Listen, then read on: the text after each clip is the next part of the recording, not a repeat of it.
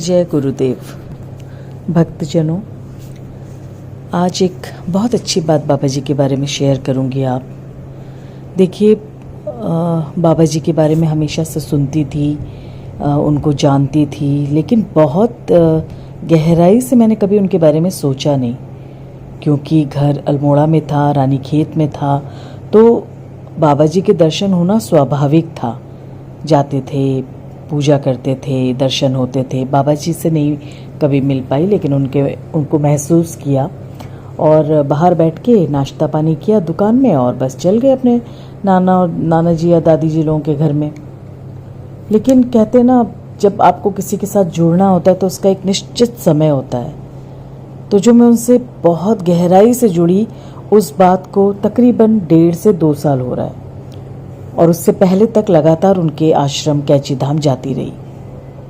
और जब उनसे जुड़ी, उनके बारे में पढ़ना शुरू किया, जानना शुरू किया, तो अचानक नवंबर 2022 को मैंने ये व्लॉग स्टार्ट कर लिया बाबा जी के नाम से। और फिर भरपूर कोशिश की कि उनके बारे में जो भी जानकारी मुझे मिल सके मैं आप लोगों तक पहुंचाऊं, आप लोगों को बताऊं। और उससे पता है क्या हुआ, क्योंकि मैं खुद एक स्टोरी टेलर हूँ, कथाकार हूँ, कथावाचक हूँ, तो पढ़ते पढ़ते ही मुझे हर स्टोरी याद होने लगी। और बाबा जी की जो तस्वीर है, वो तस्वीर जो है हमेशा मेरे मोबाइल में, मेरे मेन पेज में रहती है। यानी कि मेरा मोबाइल कोई भी टच करता है तो सीधे बाबा जी खुल जाते, मतलब बाबा जी दिखने लगते हैं। और वो है मेरे दिन भर की एनर्जी। अब इसमें क्या होता है कि क्योंकि मैं हमेशा काम करती हूँ ऑफिस में, 7 दिन ऑफिस जाती हूँ और राष्ट्रपति भवन में काम करती हूँ, तो कई लोगों का मेरे से मिलना जुलना होता रहता है, क्योंकि मेरा काम ही ऐसा है। बहुत लोग मेरे से मिलते हैं और कभी अचानक अनजाने में भी मेरा मोबाइल का अगर स्क्रीन ऑन हो जाता है तो लोगों को बाबा जी की तस्वीर दिखाई देती है। और आप जान के हैरान हो जाएंगे कि वो जानना चाहते हैं इनके बारे में। कई लोग तो सीधे नाम ले लेते हैं, अरे नीम करोली बाबा जी को मानती हैं आप। और कई लोग कहते हैं, कौन है ये, आपके दादाजी? बहुत अच्छा लगता है सुन के भक्तजनों कि कोई मुझे इनका दादाजी, कोई समझता है मेरे दादाजी है, कोई समझता है मेरे घर के कोई बड़े बुजुर्ग हैं। और वो तो सच भी है, क्योंकि मैंने उनको माना है। लेकिन हाँ, मैंने उनको अपने पिताजी के रूप में माना है, और उसी तरीके से वो मेरा साथ दे रहे हैं। महसूस कर रही हूँ मैं उनको। इतना मैं कभी किसी के साथ नहीं जुड़ पाई जितना इनके साथ जुड़ गई। तो अच्छा क्या हो रहा है? अच्छा ये हो रहा है कि जब भी लोग इनके बारे में सुनते हैं तो ये कहते हैं कि कुछ बताइए ना इनके बारे में, क्या था इनके बारे में।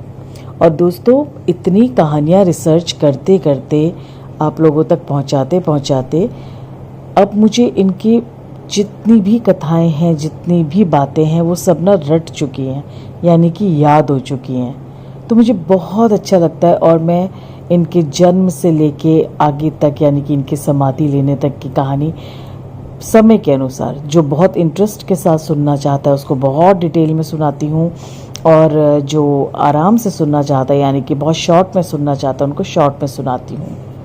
और उन सभी को ये ज़रूर बताती हूँ कि देखो, चमत्कार की उम्मीद मत करना, कभी भी किसी उम्मीद से किसी को मत मानना। कभी किसी को मानो तो उनको समर्पित हो जाओ, और समर्पित होके बस अपना फ़र्ज़ निभाओ। बाकी सब अपने आप समय के अनुसार होता रहेगा।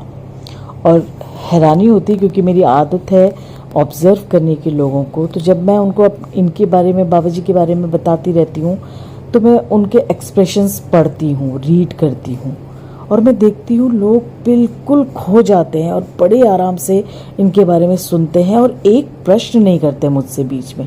और जब पूरी इनकी कहानी सुना देती हूँ, फिर कहते हैं, मैडम हमको ये बताइए ना कि हम कहाँ जाएं, हम मथुरा वाले, वृंदावन वाले आश्रम में जाएं या हम कैची धाम में जाएं। तब मुझे रियलाइज़ होता है कि अच्छा, इन्होंने पूरी बात को बहुत अच्छी तरीके से सुना है। और फिर मैं इन्हें कहती हूँ कि कहीं भी जाइए, आपको बाबा जी के दर्शन हो जाएंगे।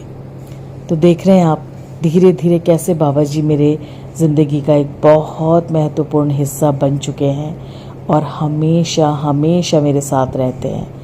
जब भी मुझे खाली समय मिलता है अपने ऑफिस के और घर के कामों से, मैं सबसे पहले इनके बारे में कहानियाँ ढूंढना शुरू कर देती हूँ, इनके जीवन से जो मिलते जुलते जो किस्से हैं वो ढूंढना शुरू कर देती हूँ, ताकि आप लोग हमेशा इनके बारे में जानते रहें, सुनते रहें और आपको अच्छा लगे। फ़िलहाल आपसे विदा लेती हूँ। जय गुरुदेव, जय श्री राम, जय हनुमान।